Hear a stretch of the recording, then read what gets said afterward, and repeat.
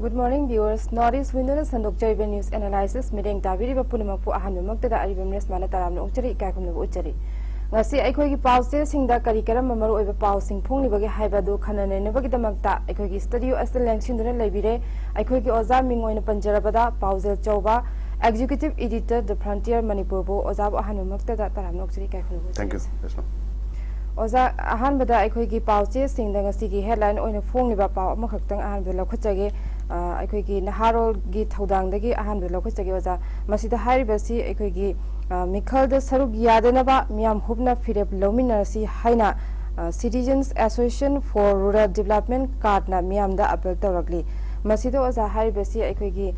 Taranipan Suba Lok Saba Mikal Asida, Aikogi Taramatoi Hena Zataragliba Lan Asida, Aikogi Center Amasung State Langagna. Lokupam Tokwa Todang Lokotab Dagi, Equigi, Mikal Sida Sarugiadanaba Citizens Association for Rural Development Cardna, Mikal Asida Sarugiadanaba, Tausi Haina Miam, the Apple Toba, you are from News and Masita Palibasi, Ozamasita Hypeton from Kitan Kondopia. Me from the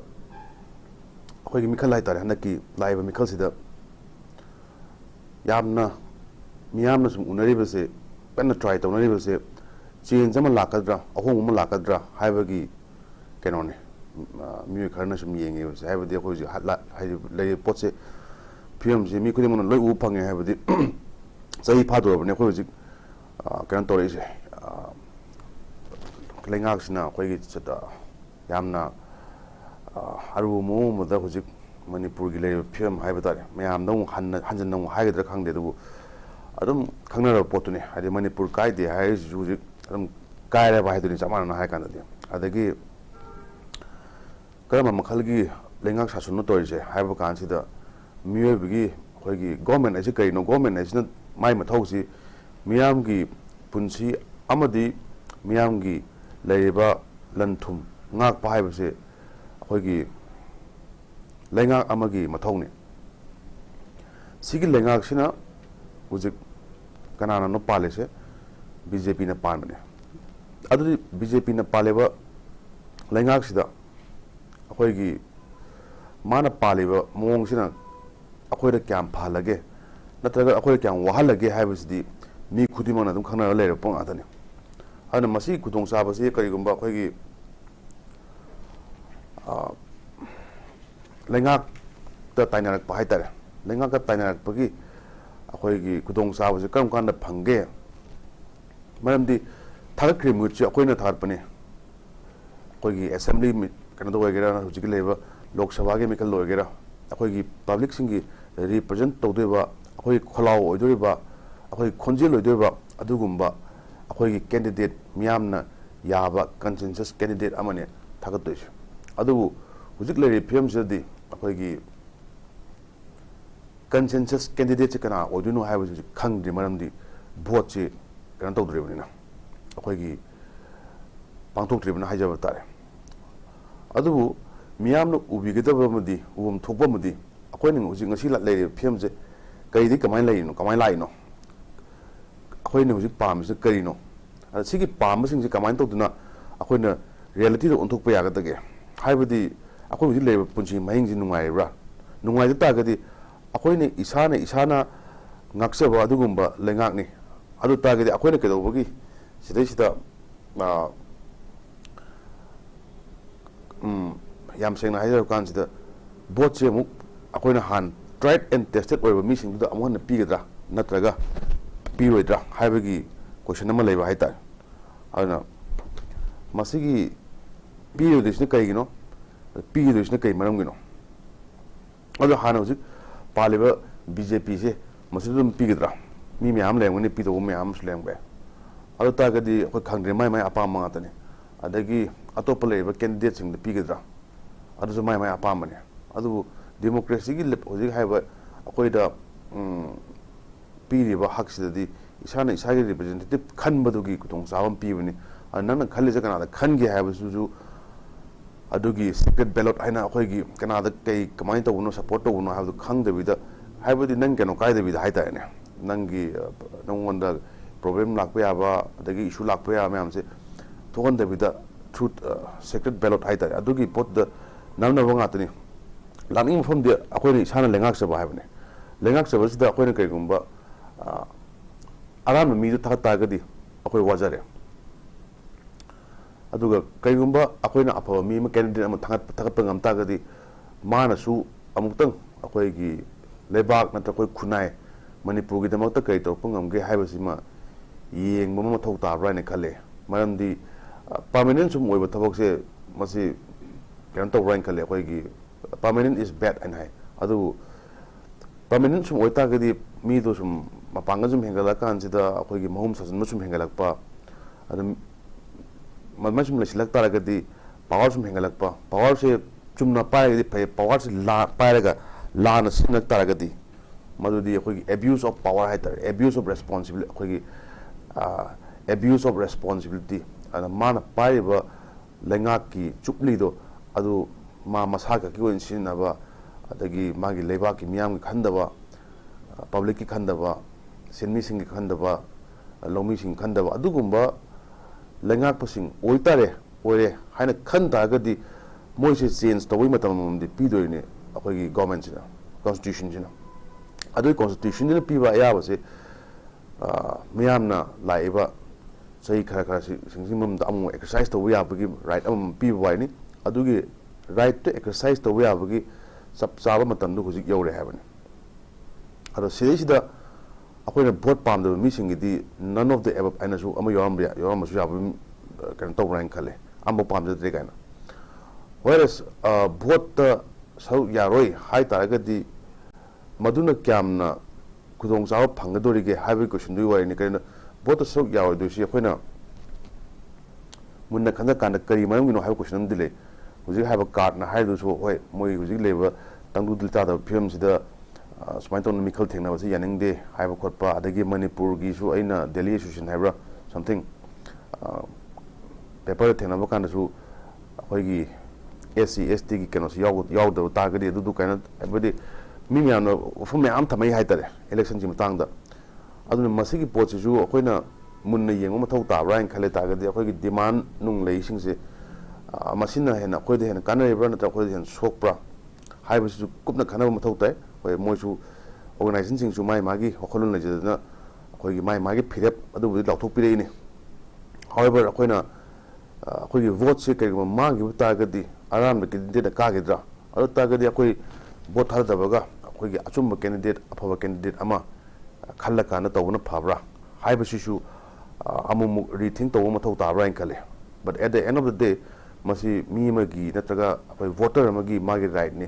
mana vote kana thadage adu thadroi bo hai targa su adu yeng tari hai targa di handaki vote sida miyamna akoi gi change of guard lakadra haina kanna akoi gi panari matam ni maram di lengak sina miyam gi punchi amadi lantum ngak seni hai kan sida ngamaktra banina madu lengak tuna dum adu gi representative oi mi sing na dum pahan dori bra natraga akoi si yare akoi nungai te si ware noi gi paliba lengak ki film je akoi penre haibna akoi tongan mo mo da boche thadori bra haibu gi keno ne lak toise it may be either one but labor akoi gi anti incumbency haitare masi ge kyamna munna akoi keno mak ta labor ge haibu gi miya mak ta labor ge haibu gi chap chawa ma khoi khana ma thau tara brain khale masida yam munna kupna su khana ningi maramdi election haiba gi process se pang phangman te adna phangi sida masigi chap chawa khudong chawa ma lohora kan sida akoi isana isagu lengak chabani hana khala kan sida khara tongan ba mo ma gi aphaba na traga apamba na traga phagani hana khanba candidate singsida vote number sinadi hena kan tawi haina su electoral kanogi akoi gi ECI kangu ma dil leiba manipur gi electoral commission ko akoi gi authorities me amnum haibi vote ai basi aduni election hais na aduni havena aduna masi isai hak exercise to woni isai right exercise to woni exercise to view haina akoi gi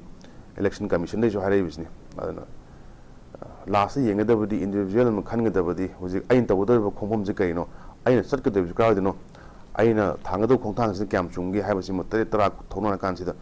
khanba matam ma yawe masida khalau draba masida action tawdu ta ga di tungi manipur sidadi yamna phattaba president tama oira kansida power bu pai targadi senu pai tardi ingam ngame manipur haibasi ka shunate sidi dum ko dum toning mong do ung ngame lening mong do leba ngame adagi sunam sasanji any mong do ko ngame haibe pot amana sakki targadi masidi anarchy haibasi han leri films dagi amo hena leira kansida akoina miyamna su akoi masen thajnaba mangnaba haitare adu film da lakadra haina su achauba akoigi nungnang mayam su lei ana handak laiba mikhal sidadi yamunna khala kansida isage right se exercise to matam la haina main thamjage thagachari oza na marik chumla bo wafam kya thambi khre oza aduga oza na hoji thamkhri bo wafam aduga kitang haifetang mari leina jana aikoigi pauje singda fongliba pa omada handak aikoigi pangthokadoriba lok sabha mikhal asida candidates singi manifesto da ST list ki wafam yaudravadi vote pifam thokte haina aikoigi ngarang chatkhiba poster campaign khwairamban kaithel dagi hauraga chatkhiba poster campaign da aikoigi wama gi president M Naukombana phongdokpa thengnajare oza masida hairibasi aikoigi handak pangthokadoriba lok sabha mikhal asida mirep oiriba signa maitai bu ST list ta chalhanaba ki Saugatpiu loina makoigi manifesto da ST chalhanabagi wafam yaudravadi maitai na adugma mirep aduda saugatpham thokte bhot pifam thokte haiba sini oza makhata na oza su mamang da wafam kaya phajaba wafam kaya thambikre makhata na oza haipetang si matang da wafam kitang phongdokpi huzik haiba demand sidi yamna kuireba adugumba demand amane every akoigi leiba concern over organization singsin su adum sigi demand se ST की demand से ST की demand से तुम भूला लागू पोने अदना अखोई की मियाम ना कई पामगे हाय बस की इहुल लम खंगो हाय बने हुजी के हाय बा ऑर्गेनाइजेशन जिना हाय रही अदना मागी इलेक्शन मैनिफेस्टो तो हापी रकान दी तौनी हाय बथवो की मनुंग दा असिम चलन बियो हाय बने मनम दी मणिपुर मियाम एट लीस्ट सेक्शन खरना दी आया मन दी हाय बा डिमांड से पामी मसना सिगी डिमांड से फंगना होनाबदा अखोगी पॉलिटिकल ओइबा प्रेशर मा पिबियु कमाइना मागी पॉलिटिकल पार्टी दना कहें कहीं में वोट काल तारगदी मसी थबक से कना अखोगी डिमांड से थबक तो ओंथोकनी हाइबगी थाजबद पिबियु ओइन हाइबने अदना इलेक्शन मैनिफेस्टो सिदा अखोगी तोंगान बलेबा अखोई पार्टी सिंगसिगी मागी लेबा एम्स एंड ऑब्जेक्टिव्स अखोइना अदुगी मीगी दमकता अदु तौनी अदा तौनी हाइबा मे आमदी तारे तानी अदु मसिगी जे खुद लेथोखिबददी लोय कॉबरा इन खले आई वफम the थमजगे सोइ J अखोइगी अंगांग sin sum हाइबनी इचा Singh high तारे कोई कका वैन थौबा कका जे अखोइगी अंगांग सिंग लौबा लाक कान सिदा युम मयाददी ए सुमाइन तौना कनो होरोंग खोंग न खोतना लाओ कायनागा यामना नुसीनागा अखोइगी बेनगा हागत पिरगा माइ लाइक हागोसे मथतगा हापिगिबा अद हेक थौगिबा मिकुप्ता दुम मीदो ओले कनो से कका बान से मॉन्स्टर ओले हाइना हाय कई मरम गिनो हाकांददी नोइ म्याम लेरिङैदि अखोइ बाबा अखोइ ममांगदि याम फै अदुगा थोंग हे लजन लगांदा थौगी कांददि मासे एकते मॉन्स्टर ओले चैगे त पाय अखोइ म्यामसे एकते लाव खोंग तवे हाइना हाय अना अखोइगी गवर्नमेंट की मोंगसे अखोइगी मयाम ममांगदा भोट मनुंगदि अखोइगी भोट मतमसदि अखोइगी करी हाइतारे हुजिगी हाइबा वेन ड्राइवर कका वेन की टाइप ता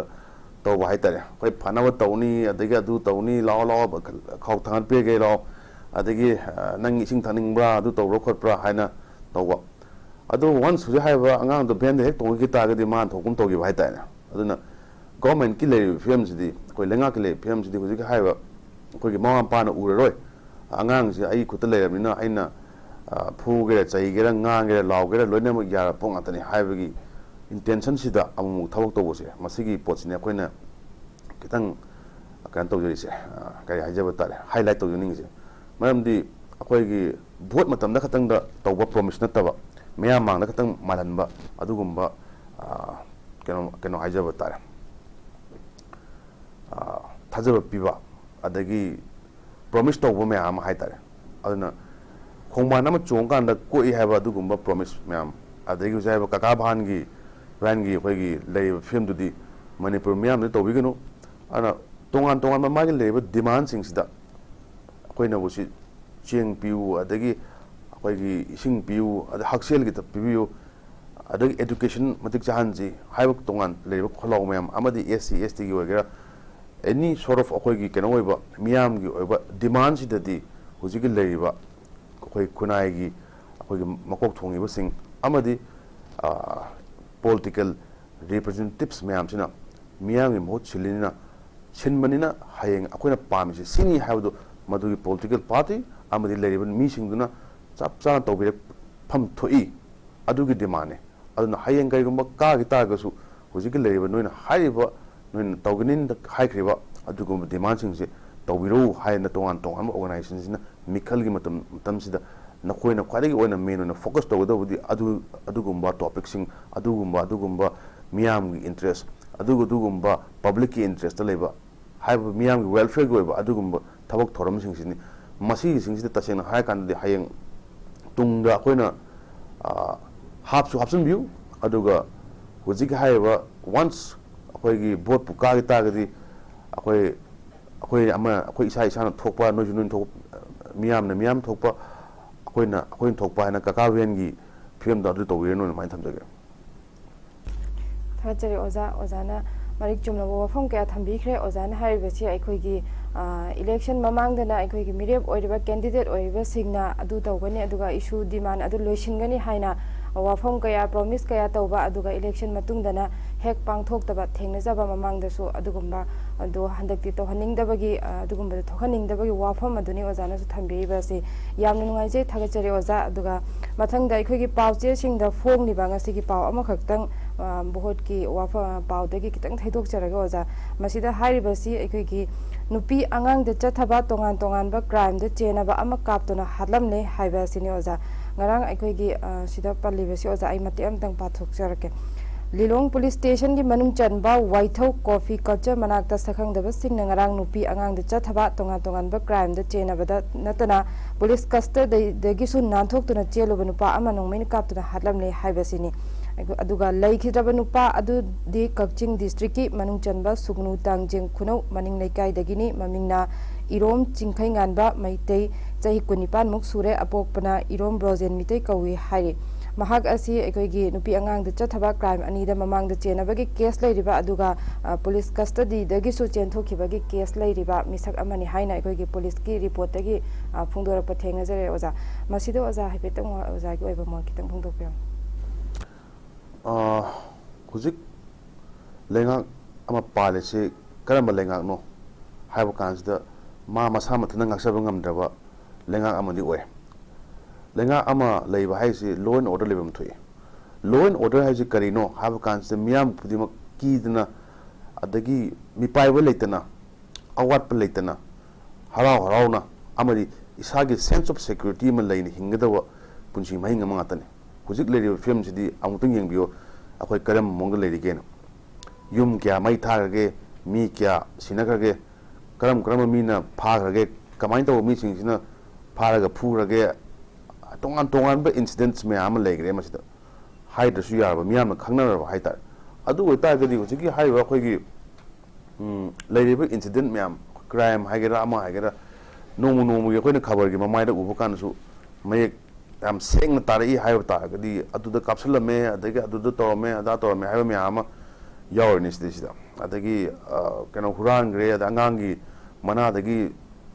अखोयगी सना थतखिबगुम्बा थाइना अमता तार अखोयना यामना कनो वरिङैदा अर्ली डेज हाइतारे अर्ली 80s स्वाइसिदा सना थतप लाए अदना अंगांसिंग सना सिरनगनो मतमदुदा नंबर 4 मचावा मीसिंग एडिक्ट कुमरसिंग सिना अखोयगी अंगांसिंगसिदगी मना थतपगुम्बा अदगी हुरानसिंग तौबसिंगसिना अंगांसिंगदगी माइतौना फोइबा पुमदु तौब म्याम लेगरे हाइतारे अदु फना चखलबाइन खलुरबने अखोय जे अदु मतुम नं फना कुइ मतुम दम अखोय ngana han कुइद्रे दं तारे खबर सुमाइन तौना अंगांग दे मना थखरे अदु तौरे अदगी मोहरी ने कापमे खोलमे अदु तौरे तौरमे रैंडम क्राइम सिंग याम हेंगल लई हाइतारे मरमदी खुराय म्यामसु Manipur taur leibasinasu khoi makhal makhal mathelgi crime chathaba kansida yamna keno oi ba haitare matam se conducive oi ba haitare yam phawa matam moi si oi matam di oi however khoi gi ngasai na hajirib duni khoi gi nungmai pai ba se khoi gi makhal makhal gi pai ba le nungmai se leba ngang na ba pai ba khulai adagi law and order ngang na ba pai ba khulai adagi khoi gi tongan ba khoi gi law and order hujiki uphold tawna na ba isagi protection tawna na pai ba khulai aduna khulai bisna kaigamba mi atopa dong onjilak pa taragadi masigi kano si ai justification ji kaino habani atagadi khulai ji nongmai wagera thang wagera protect tawna ba nataga attack tawna na ba ani gi mungon da keno leis either attack or defense aduna motive am delay tai hojega haiba khulai dugi akoi pai missing sigi kano se aduna ngasai na haje gi tuni lamma hai tagri magi khulai litabi ade state ama hai tagri magi state forces litabi ade manipur su thain da gim ladies ni manipur police commandos kan atop lam dai te pon leiba dugumba kano su natte adu huji manipur litaba military haigera adagi central forces haigera nataga pera haigera loi lere manipur more than 70,000 adugum leine aduna adugi leina manipur da hojik leibe lengak sina akoi gi normalcy ma porpangam da wa haibe sisu yamna masigi manung ba pot me ama leire aide irang lefaning driba natraga irang sin tohoningi bra mikhal matam sida nang akoi gi atopa community sidagi attack se amok toktisna kari na hojik ta akoi gi si timing sida akoi gi ngatang lan si awa thanar si kaina akoi gi thaina gi keno sanaba mayam mangma san si kain to amang mi san je kaina ko tan tanaraga akoi na ga pha kana minas kenam haidena awa kaina ai amtang ai ko ta yare kaina do o phare kaina break up pina film da koi phare ta ding sa koi pung kamna bane bo matang se de mo koi me awa thanar si kain to ganda almai to no ri jala kai question me amale wahang me amale learning point ti hojiki haiba incident to the point to kanda di random movie incident me amale ngoni de misi mina thok me am legre tongan ba crime kai manam gino dem kule sa kapam kholam me am legre du huji bo madu gi langla lang jin thin that is the part of the government magi investigating officer du gini however kunai si sana ba akoi gi keno khok na taba hai ta pa level lengak si kin taba tongan ba manung da akoi gi leiriba organization sing khar gi su akoi na hek chirol thok pa su ure aduna nupi angang gi matang sida oiba taragadi smain tawna warak watem gi ba adu tawba khotpa mayam legre aduna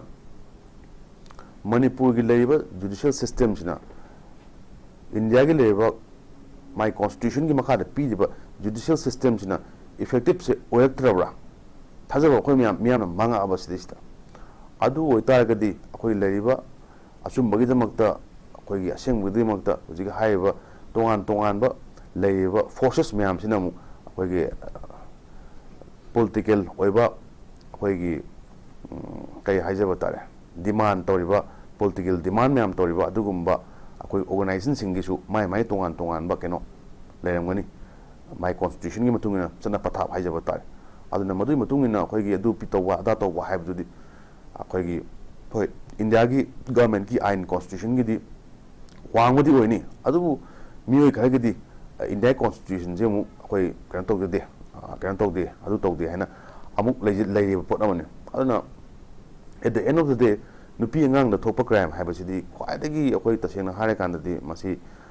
condemnable loiba at the highest mafum khudi makta tawdabani leibak sidasu hujika haiba akhoi gi nupi ngang chathaba crime singse masi yaringi thingna to nogadabani ana matang sida achum an haiba potudi akhoi gi kano adum loina mutpasu nayo aduna masigi matang sida akhoi khunai ama oina khangidabudi hujik leiriba relief camp taga leiriba adagi yam awabada taraba miyoi singsida akhoi gi lambi da chala kansida akhoi gi sarap kumba adagi kano gumba duk kumba agarbati gumba yu kega yuan khotan toriba singse akhoi ure dum ana punchi mahing je hane gi le mahing do wara kano pukai kai kana yum kai ka amuk le tabani le tab kan si da awa kam le ngudagni habdo isa da padin bi bi ai ni ngasi yum da ai le ba ai ni yeng tv ai na pai mobile je ai security le bi sing je ai lekai le sing je kai le am den khal je ai kan nduma akoi board on tar kan ko chen che la ga lan je ne le den khal je adu ta ga di madu thok to issue me am dum ti yeng bi aduna mi khana di hojik hai ba le pm sing de exploit to ya ba akoi gi yamna mo ma da waraba sing nu mathak ta mu awawa ta han mi yaw da nate ana adugumba yamna khoi gi taseng na hai kan sida khoi gi sagel chat chat pagumba mi gumba lei pata ga di makhoi si ju taseng na miyam chekin bi mum phai aduga matang chana report to mu sum thau ta hadi sigumba smain to na thabak sing che sigumba da chathare haibagi thona si mu su lei ma thau ta bran khale at the end of the day hoji gi lei se khoi gi justice haibagi mai tongan tongan ba interpretation mayam le ngoni aduna masigi interpretation it is best up to those koi mogi lejariba region du da koi na kan to na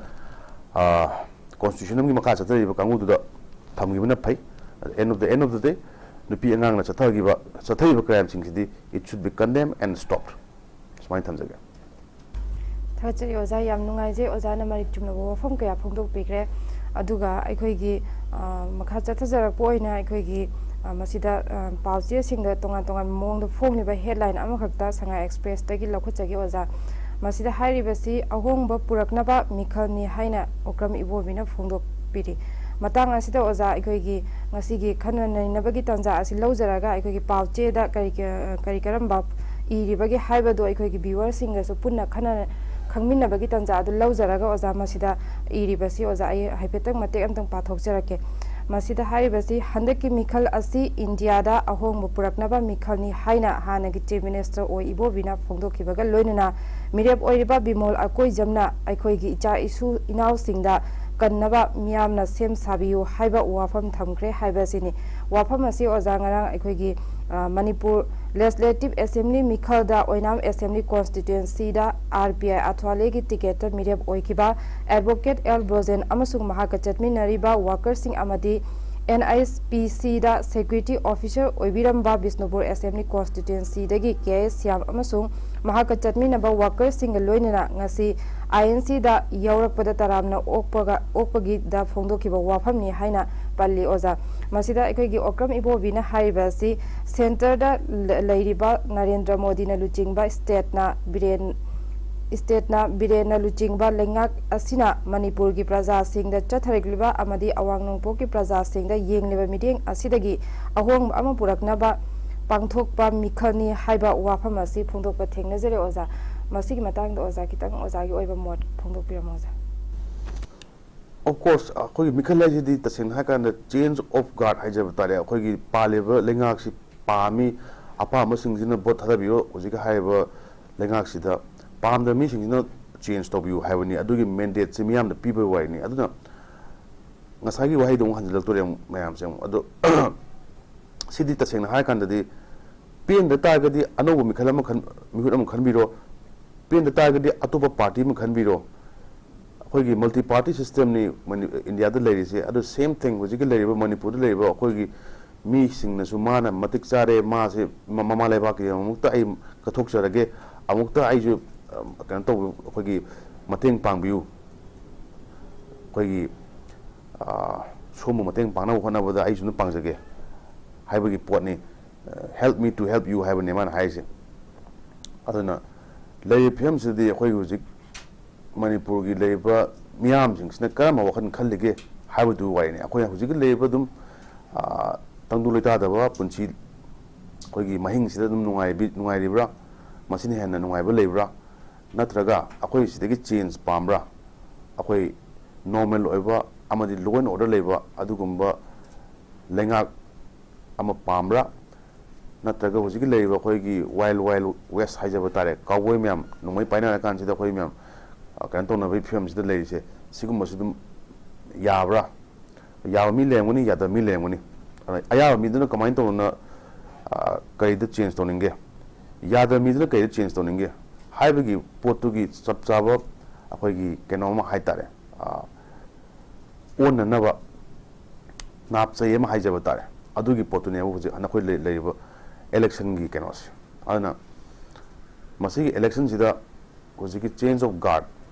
ꯃꯁꯤꯃ ꯂꯩꯇꯥꯔꯒꯗꯤ ꯍꯥꯟꯅ ꯍꯧꯖꯤꯛ ꯄꯥꯜꯂꯤꯕ ꯂꯩꯉꯥꯛꯁꯦ ꯁꯤ ꯄꯥꯝꯗ꯭ꯔꯦ ꯃꯥꯅ ꯇꯧꯔꯤꯕ ꯊꯧꯑꯣꯡꯁꯤ ꯄꯦꯟꯗ꯭ꯔꯦꯅ ꯍꯥꯏꯕꯅꯤ ꯑꯗꯨꯅꯅꯦ change ꯂꯥꯛꯇꯣꯏꯁꯦ ꯑꯗꯨ ꯍꯧꯖꯤꯛ ꯍꯥꯟꯅ ꯄꯥꯜꯂꯤꯕ ꯂꯩꯉꯥꯛꯁꯤꯗ ꯑꯗꯨꯝ ꯄꯥꯝꯃꯤ ꯃꯥꯅ ꯍꯦꯟꯅ ꯄꯋꯥꯔ ꯂꯩꯔꯦ ꯑꯗꯨ ꯇꯧꯏ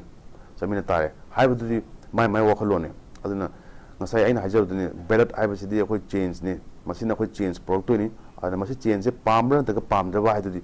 ꯑꯩꯈꯣꯏ ꯂꯩꯕꯥꯛ ꯃꯤꯌꯥꯝꯗ ꯃꯅꯤꯄꯨꯔꯒꯤ ꯃꯤꯌꯥꯝꯗ ꯂꯩꯔꯦ ꯃꯁꯤꯒꯤ ꯂꯩꯔꯤꯕ ꯍꯛꯁꯦ ꯑꯩꯈꯣꯏ ꯃꯁꯦꯟ ꯐꯖꯅ ꯑꯝꯇꯪ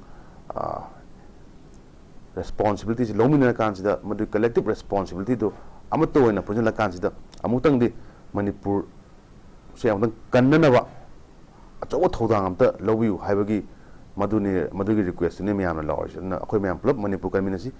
मिखलसीदा अपांबा अमदि अखोई अफाबा कैंडिडेट खल्लकान थादरकान सिदा चेंज लाक्तोइनी मधुगी चेंज तो कमाइन लाकदगे हाइबसी इसा इसादा हुजिक अखोई खुबीदा पावर अमम लेरबनिना मधु फजन नंबीरकान सिदा अफाबा कैंडिडेट खल्लकान सिदा मणिपुर कन्वीनसी हाइबनी कैंडिडेट सिंग लावसु अदुनि चमाने अदु करम कैंडिडेट ना हुजिक हाइबा कनो तौबगे कका भानी टाइप तौगदोरिगे करम मन कमाइन तौदोरिगे हाइबदुदि हयें कोनौं येंबे यात्रे अमु लोथोपसु या अदुना मसिगी मतमसिदि यामना क्रुशियल ओइबा चुमनगे नॉर्मल टाइम द थोकपा अदुगुंबा इलेक्शन नते लोकसभा किसी हंदक किसी एक्स्ट्रा ऑर्डिनरी सर्कमस्टेंसेस नि लेरिबसे सिदैसिदा मणिपुर मियामना करम माइकेदा भोट पिगे हाइबसिदि हयें भोट हाइदोकु निमित्तबुदि खंगनानि अदुइ खंगनाबा कानसिदा अखोइ ख्वाइ मरु ओइतागदि मणिपुरगी रिपोर्ट काने लाक्तोसि लेबाक्सिदा अखोइगी कैनोना क्यामना लेरिगे कई हाइतारे पालिबा लेंगाक्सिदा अखोइगी लेबाक्सिसि काइरिबा कांखोंग चाइरिबा मोंगसिदा पालिबा लेंगाक्सिदा क्याम अखोइना अमुक सपोर्ट तो मीने मसिंगना क्यानो अदगी चेंज पांबा अदुगी मीसिंगसिना क्यानो हाइबगी पोट अमा अदु चेंज पांबगी मीसिंगसिना मसिंगसिना क्यानो अचुंबा अदगी इन्फॉर्म होइबा अदुगुंबा कैंडिडेट सपोर्ट तौदुसिना क्यानो मणिपुर तसेंग नुंगसिसिना मी क्यानो हाइबजे हंदकी मिखलसिगी मागे हाइदोरपा कैनोदा अखोइ रिजल्ट खरा मयदि खंगबा ngमगद्रा हाइना खल्ले होय लोइनमक फ्री एंड फेयर वोटिंग तौनी हाइबदि नते अदुबु फ्री एंड फेयर ओदतागसु मरेबा नुंगसिबा अदगी मागी प्रूफ कम्युनिटी नुंगसिबा मी क्याम खंजबा मीसिंग हाइजबा तारे सिगुंबा डेडिकेटेड ओइबा मिउ क्याम लेगे हाइबसिमा हंदकी मिखलसिदि अमबु वरे खंगो ड्राइन खल्ले माइन थमजगे थाचरे ओजा याम नुंगाइजे ओजाना मरिक चुमलबो वफम अमल यामलबो वफम कया फंगदो पिखरे अदुगा लोइसिलकपदो ओजा मखा चथजरपो ओइना अखोइगी पाउचे सिंगदसु तोंगान तोंगान मोंगदो फोंगलिबा पाव अम खक्तंग लखचगी ओजा मसिदा हाइरिबसि एनआरसी चटना हनबगी चे चांग अमता उदे हाइना कांग्रेसना फोंगदोइ मसिदा मते अमतंग ओजा आइ पाथोकजरके मणिपुरदा एनआरसी चटनाबदा कांग्रेस पार्टी न सु सौगदली तौबतबु चीफ मिनिस्टर न मणिपुर एनआरसी चटहनबा हौरे हाइबसि मणिपुर गवर्नमेंट गी अमदी होम मिनिस्ट्री गी वेबसाइट न चिंगबदा येंगबददी मरि लेनबा चे चांग अमता फंगदे हाइना एमपीसीसी की वर्किंग प्रेसिडेंट केएस देवदत्ताना फोंदोखरे हाइबा सिनी मसिदा हाइबसि इलेक्शन अमा तौबगी मतमदा चीफ मिनिस्टर मणिपुर एनआरसी चटहनबा हौरे हाइना लाउथोरकपा असिना इलेक्शन की मोटिव ओइबा अमदी महाकी पार्टी खक्तना ngambadona loinana indigenous people singi interest BJP खक्तना येंगबदona ngangbasi justice tawde haina case debadatana thamki haiba sinoza masigi matang doza kitang wafong kha phongdopiram ngasai kaka bandung laemne aina hajage ojiga hai pot khoi ngasai horen school yokan na khoi kan toni ko khoi gi how mi thai me pijini lambi da khoi how me am pini khoi ji loina ma khoi ji ju om chatuni kaina kadar me am to angang sing si akhoi gi van chang na ba hai ta na ta akhoi gi van ti tongkhana na khonna ba se laos ma khoi halak padu kan le khoi keno da akhoi gi iroi semorom da ju om la kan sa me am yeng ni kaina de gi desningai to no kaina pamang pusan gi tongan ba themba gi keno hai ta ne guests me am hai ta akhoi gi NRC haigera adagi hujik haiba border fencing haigera adagi tongan be issues me amsida koi adu le ada da ILP sana hale adu tore but whatever mo gera government has the continuation amane congress po gera BJP po gera to po gera koi unfortunately regional party ki di huzik thodak pa adugi scope se manipur huzik udre mapani chang pa adugumba tongan ba ngatana lei however regional party hakana di NPF koigi manipur gi lehau sida akoi chawbona ta taga su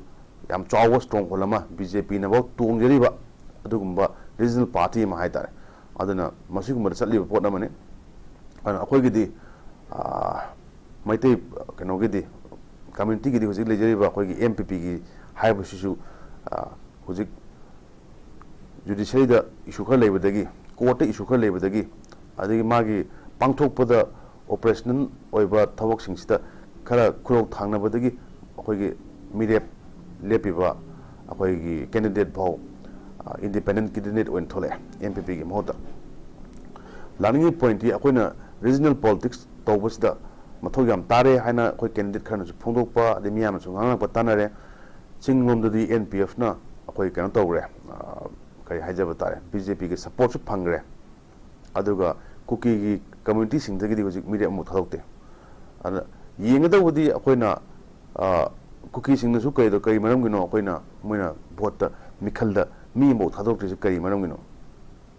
karama makhangi manungda akoigi yanagiba natraga understanding leidana adugumba achobu khongthang ama haijaba tare akoigi kuki singi yam lurba manipur gi yam lurba tanja sida su kuki gi plight sida hojik leiba film sida kai maram gi moi na akoigi kano candidate ama thadok tri kai maram gi no haiba sisu yam achobu wahang ama hangya haijaba tare ana masi wahang se tasengna hai kandadi government of Manipur amadi government of India sigi magta yanariba nataga lainariba understanding ji karino haiba simusu akoina mi Manipur koi lebak miyamna loina khaninga ngone khanje adu laning wafum de tongan ba akoigi promising da ngasai host na haibiriba adu matungina akoigi mingonda haiba yaba pot akoigi pijaba yaba tiki natraga akoigi athum home pijara kansida konadi akoigi ngaki lip service oirama kansida akoida mangama mangala kansida akoigi vote loy kansida banglong kaira kansida akoigi keno dagi hero dagi na akoigi zero olak pai film ma haijaba taire ngasai kaka ban dagi akoigi monster olak pagi film do adu film do hekta lak pai tare koi ujeri se aduna masigi issue sing study politics service study all is fair in love and war and politics kind of miyam haina basida akoigi leibak sidi akoigi yawgu mangatane aduga paliba lengak chubli lengak sigi chubli paiba singsina akoi kaisalgumba akoigi public opship government by wolves aina akoigi government of wolves aina akoigi wahi amalai aduna lei the films sidi mi singsina akoigi power paiba power retain tawno hona basida magi husigi haiba power se paina ba amadi consolidate tawno hona basida akoigi miyamda adusu yagrabani adunsu yani hayeng noi du phangani asado ai to grabni ko hayo wahai miyam phangre haigre noi hayeng sida noi lupa laam pedamni yum sabagi noi ising du phangaba no to pipe ki ade noi smai to no pingangi smai to no phana wai lo to grabni ko loan gi do phangdriba adu last di wahai dina ama chinna ama adu to thorokpaduna ama akoigi lanbangi nongkhongi mongda lori mapan chota ta di kanade aduna hojigi leiba political akoigi policy semiba law semdoriba miyam amadi akoigi law maker singse thagattoriba akoina yam crucial oiba matam sida akoina kari haige mina kari promise togige hanagi magi track record na karino kyam afaba tograge moi hojigi haiba candidate sina natraga hojigi haiba party sina ana sije yam kupna magi apha amade phattaba yengkan sida masigi sidi party wana taba leibak si oina manipur gi oina khalla kan sida achumba khanda asengba adugumba tungi afaba torpa ngamudaba mirep amada akhoi myam plap chang kan sida masi vote hadum thoi aside from party affiliations ama wagera congress wagera BJP wagera RPI wagera the independent wagera etc adu natabida aina masigi misi matang di hayeng akoi lewak kan basida matik sagani ma matang di phani highway pot to the madugi this is the right time to exercise our vote otherwise ꯍꯧꯖꯤꯛ ꯂꯩꯔꯤꯕ ꯃꯅꯤꯄꯨꯔꯒꯤ ꯐꯤꯕꯝꯁꯤꯗꯗꯤ ꯑꯩꯈꯣꯏ ꯍꯧꯖꯤꯛ ꯂꯩꯔꯤꯕ complete ꯑꯦꯅꯥꯔꯀꯤ ꯑꯃꯒꯤ ꯂꯩꯔꯤꯕ ꯐꯤꯕꯝꯅꯤ ꯑꯩꯈꯣꯏꯒꯤ ꯃꯥꯅ ꯇꯧꯅꯤꯡꯕ ꯇꯧꯕ ꯍꯥꯏꯇꯥꯔꯦꯅꯦ ꯑꯩꯈꯣꯏꯒꯤ ꯕꯦꯡꯛꯇꯒꯤ ꯂꯨꯄꯥ ꯀ꯭ꯔꯣꯔ 2 ꯃꯈꯥꯏꯒ ꯄꯣꯠ ꯆꯦꯡꯉꯦ ꯀꯥꯏꯅ ꯇꯧꯏꯗꯣ ꯑꯗꯨ ꯕꯦꯡꯀꯤꯡ ꯁꯤꯁꯇꯦꯝꯁꯤ ꯑꯍꯣꯕ ꯊꯤꯔꯀꯥꯟꯗ ꯁꯣꯏꯍꯜꯂꯤ ꯅꯠꯇ꯭ꯔꯥ ꯑꯗꯨ ꯃꯤꯁꯦ ꯀꯤꯔꯛꯇ꯭ꯔꯦ ꯇꯧ ꯑꯩꯈꯣꯏꯒꯤ ꯎꯄꯥꯏ ꯂꯩꯔꯛꯇ꯭ꯔꯦ ꯅꯠꯇ꯭ꯔꯒ ꯁꯤ ꯃꯇꯥꯡꯁꯤꯗꯕꯨ ꯀꯩ ꯈꯜꯂꯨꯗꯣꯏꯅꯣ ꯑꯩꯅ ꯊꯣꯛꯄ ꯇꯧꯅꯔꯁꯤ ꯍꯥꯏꯕ ꯐꯤꯕꯝꯗꯣ ꯂꯥꯛꯇꯥꯔꯒꯗꯤ ꯏꯠ ꯏꯁ ꯀꯣꯜ ꯑꯩꯈꯣꯏꯒꯤ ꯂꯣꯂꯦꯁꯅꯦꯁ ꯏꯠ ꯏꯁ ꯀꯣꯜ ꯑꯦꯅꯥꯔꯀꯤ ꯑꯗꯨꯒꯤ ꯑꯦꯅꯥꯔꯀꯤꯗꯗꯤ ꯂꯣ ꯑꯦꯟ ꯑꯣꯔꯗꯔꯗꯤ ꯂꯩꯔꯣꯏ ꯑꯗꯨꯅ ꯃꯁꯤꯁꯦ ꯄꯔꯁꯤꯁ ꯇꯧ ꯇꯥꯔꯒꯗꯤ ꯂꯩꯕꯥꯛꯁꯦ ꯏꯠ ꯋꯤꯜ ꯐꯔꯗꯔ ꯗꯤꯒ꯭ꯔꯦꯗ ꯍꯥꯏꯕꯗꯤ ꯑꯩꯈꯣꯏꯒꯤ ꯈ꯭ꯋꯥꯡ ꯌꯧꯔꯝꯕꯗꯒꯤ ꯂꯥꯁꯇ ꯑꯩꯈꯣꯏꯒꯤ ꯊꯕꯥꯛ ꯌꯧꯔꯛꯄꯗꯒꯤ ꯂꯩꯈꯣꯝ ꯁꯨꯝ ꯄꯨꯊꯔꯛꯄ ꯀꯥꯟꯁꯤꯗ ꯂꯥꯁꯇ ꯑꯩꯈꯣꯏ ꯏꯃꯥ ꯃꯅꯤꯄꯨꯔꯗꯤ ꯉꯛꯁꯝ ꯌꯧꯔꯦ ꯍꯥꯏꯕꯗꯣ ꯑꯗꯨꯒꯤ ꯐꯤꯕꯝꯗꯨꯅꯤ ꯂꯥꯛꯏꯁꯦ ꯑꯗꯨꯅ ꯃꯁꯤꯒꯤ ꯐꯤꯕꯝꯁꯤꯗ ꯑꯩꯈꯣꯏꯅ ꯃꯌꯥꯝ ꯆꯪꯗꯨꯅ ꯆꯤꯡꯈꯠꯃꯤꯟꯅꯕ ꯍꯣꯠꯅꯕ ꯇꯥꯔꯒꯗꯤ ꯑꯃꯅ ꯑꯃꯕꯨ ꯃꯇꯦꯡ ꯄꯥꯡꯉꯀꯥꯟꯁꯤꯗ ꯑꯐꯕ ꯑꯆꯨꯝꯕ ꯑꯗꯒꯤ ꯑꯁꯦꯡꯕ ꯑꯗꯨꯒꯨꯝꯕ ꯂꯩꯕꯥꯛꯀꯤꯗꯃꯛꯇ ꯐꯒꯗꯧꯕ ꯑꯗꯨꯒꯨꯝꯕ ꯀꯦꯟꯗꯤꯗꯦꯠ ꯑꯃ ꯈꯜꯂꯀꯥꯟꯁꯤꯗ ꯑꯆꯨꯝꯕ ꯄ꯭ꯔꯣꯃꯤꯁ ꯇꯧꯕꯤꯕ ꯃꯤꯁꯤꯡꯁꯤꯅ ꯍꯌꯦꯡ ꯀꯣꯟꯅ ꯀꯥꯈ꯭ꯔ ꯃꯇꯨꯡꯗꯁꯨ ꯀꯔꯤ ꯇꯧꯔꯛꯀꯦ ꯍꯥꯏꯕꯒꯤ ꯃꯗꯨꯒꯤ ꯑꯩꯈꯣꯏꯒꯤ ꯀꯩꯅꯣꯁꯤ ꯃꯤꯠꯌꯦꯡꯁꯨ ꯂꯩꯒꯗꯕꯅꯤ ꯃꯤꯠꯌꯦꯡꯁꯨ ꯂꯩꯔꯀꯥꯟꯁꯤꯗ ꯑꯩꯈꯣꯏꯒꯤ ꯗꯤꯁꯤꯖꯟꯁꯦ ꯏꯟꯐꯣꯔꯝ ꯑꯦꯟड ꯌꯥꯝꯅ ꯋꯦꯜ ꯑꯩꯈꯣꯏ ꯀꯩꯅꯣ ꯑꯣꯏꯕ ꯃꯅꯤꯄꯨꯔꯒꯤ ꯌꯥꯏꯐꯅꯕꯒꯤꯗꯃꯛꯇ ꯑꯣꯏꯕ ꯑꯗꯨꯒꯨꯝꯕ ꯏꯟꯐꯣꯔꯝ ꯗꯤꯁꯤꯖꯟ ꯀꯟꯁꯦꯟ ꯌꯥꯎꯕ ꯑꯩꯈꯣꯏꯒꯤ ꯗꯤꯁꯤꯖꯟ ꯑꯃ ꯍꯥꯏꯖꯕ ꯇꯥꯔꯦ ꯃꯗꯨꯒꯨꯝꯕ ꯂꯧꯍꯟꯅꯤꯡꯉꯤ ꯍꯧꯖꯤꯛ ꯃꯅꯤꯄꯨꯔꯒꯤ ꯍꯧꯖꯤꯛ ꯂꯩꯔꯤꯕ ꯃꯤꯌꯥꯝꯒꯤ ꯃꯦꯟꯗꯦꯠꯇꯤ ꯁꯤꯒꯤ ꯂꯩꯔꯤꯕ ꯑꯋꯥꯕꯁꯤꯡꯁꯦ ꯀꯃꯥꯏꯅ ꯇꯧꯗꯅ ꯐꯒꯗꯒꯦ ꯍꯥꯏꯕꯗꯨꯒꯤ ꯆꯞ ꯆꯥꯕ ꯍꯧꯖꯤꯛꯀꯤ ꯑꯩꯈꯣꯏꯒꯤ ꯁꯔꯀꯝꯁꯇꯦꯟꯁꯦꯁ ꯈꯨꯗꯣꯡꯆꯥꯕ ꯃꯇꯝ ꯑꯃꯅꯤ ꯁꯤ ꯈꯨꯗꯣꯡꯆꯥꯕꯁꯤ ꯂꯧꯍꯧꯗ ꯇꯥꯔꯒꯗꯤ ꯑꯩꯈꯣꯏ ꯃꯅꯤꯄꯨꯔꯁꯦ ꯑꯃꯨꯛꯀ ꯍꯦꯟꯅ ꯑꯋꯥꯕ ꯇꯥꯒꯗ꯭ꯔꯥ ꯍꯥꯏꯅ ꯇꯥꯒꯅꯤ ꯍꯥꯏꯕꯒꯤ ꯊꯥꯖꯕ ꯂꯩ ꯃꯁꯤꯁꯦ ꯇꯥꯍꯜꯂꯣꯏꯁꯤ ꯍꯥꯏꯅ ꯑꯩꯅ ꯀꯃꯥꯏꯅ ꯇꯧꯗꯅ ꯃꯤꯌꯥꯝꯅ ꯍꯥꯏꯖꯒꯦ ꯊꯥꯒꯠꯆꯔꯤ ꯑꯣꯖꯥꯅ ꯐꯖꯔꯕ ꯋꯥꯐꯝ ꯀꯌꯥ ꯐꯣꯡꯗꯣꯛꯄꯤꯈ꯭ꯔꯦ ꯑꯣꯖꯥꯅ ꯍꯥꯏꯔꯤꯕꯁꯤ ꯑꯩꯈꯣꯏꯒꯤ ꯍꯟꯗꯛꯀꯤ ꯃꯤꯈꯜ ꯑꯁꯤꯗ ꯑꯩꯈꯣꯏ ꯃꯌꯥꯝ ꯄꯨꯟꯅ ꯍꯣꯠꯅꯃꯤꯟꯅꯗꯨꯅ ꯑꯐꯕ ꯃꯤꯔꯦꯞ ꯑꯗꯨ ꯈꯟꯃꯤꯟꯅꯁꯤ ꯇꯨꯡ ꯀꯣꯏꯅ ꯃꯌꯥꯝꯒꯤꯗꯃꯛꯇ ꯑꯐꯕ ꯊꯕꯛ ꯇꯧꯔꯛꯀꯗꯕ ꯃꯤꯔꯦꯞ ꯑꯗꯨ ꯑꯩꯈꯣꯏ ꯉꯥꯏꯍꯥꯛ ꯉꯥꯏꯍꯥꯛꯀꯤ ꯋꯥꯈꯜꯗ ꯉꯥꯏꯍꯥꯛ ꯉꯥꯏꯍꯥꯛꯀꯤ ꯋꯥꯍꯩꯗ ꯄꯪꯊꯕ ꯇꯧꯔꯣꯏꯁꯤ ꯍꯥꯏꯕꯗꯨꯅꯤ ꯑꯣꯖꯥꯅ ꯐꯣꯡꯗꯣꯛꯄꯤꯔꯤꯕꯁꯤ ꯌꯥꯝꯅ ꯅꯨꯡꯉꯥꯏꯖꯩ ꯊꯥꯒꯠꯆꯔꯤ ꯑꯣꯖꯥꯒꯤ ꯑꯆꯤꯟꯕ ꯃꯇꯝ ꯀꯌꯥ ꯀꯥꯏꯊꯣꯛꯄꯤꯗꯨꯅ ꯑꯩꯈꯣꯏꯒꯤ ꯅꯣꯔꯠ ꯏꯁ ꯋꯤꯟꯗꯣꯅ ꯁꯟꯗꯣꯛꯆꯔꯤꯕ ꯅ꯭ꯌꯨꯁ ꯑꯦꯅꯥꯂꯥꯏꯁꯤꯁ ꯑꯁꯤꯕꯨ ꯃꯄꯨꯡ ꯐꯥꯍꯟꯕꯤꯕꯒꯤꯗꯃꯛꯇ ꯍꯥꯏꯅꯤꯡꯉꯥꯏ ꯂꯩꯇꯅ ꯑꯣꯖꯥꯕꯨ ꯑꯃꯨꯛꯀ ꯍꯟꯅꯁꯨ ꯊꯥꯒꯠꯆꯔꯤ ꯑꯣꯖꯥ ꯅꯣꯔꯠ ꯏꯁ ꯋꯤꯟꯗꯣꯅ ꯁꯟꯗꯣꯛꯆꯔꯤꯕ ꯅ꯭ꯌꯨꯁ ꯑꯦꯅꯥꯂꯥꯏꯁꯤꯁ ꯃꯤꯠꯌꯦꯡ ꯇꯥꯕꯤꯔꯤꯕ ꯄꯨꯝꯅꯃꯛꯄꯨ ꯑꯃꯨꯛꯀ ꯍꯟꯅ ꯊꯥꯒꯠꯆꯔꯤ